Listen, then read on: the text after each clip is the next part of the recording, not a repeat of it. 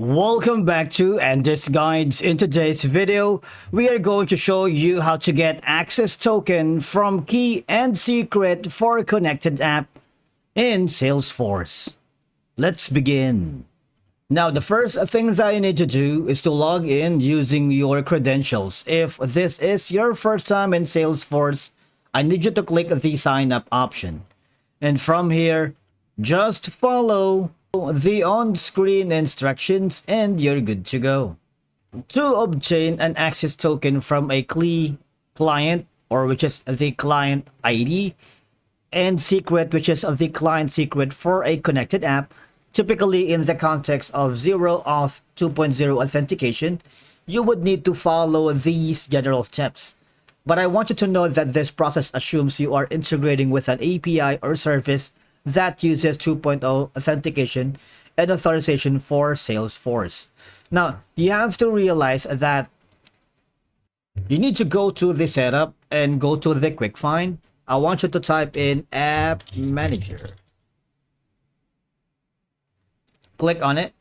Now, if you haven't connected an app already, like this one, now I need you to go to the new connected app. If you haven't already created an app here, the section where you can choose to get the access token. Okay.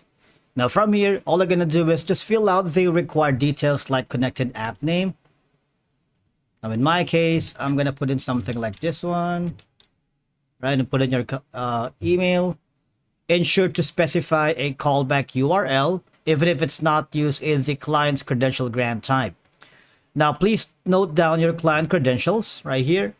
After creating the connected app, note down the consumer key, which is going to be the client ID, and the consumer secret or the client secret, because this will be needed to authenticate your app. All right.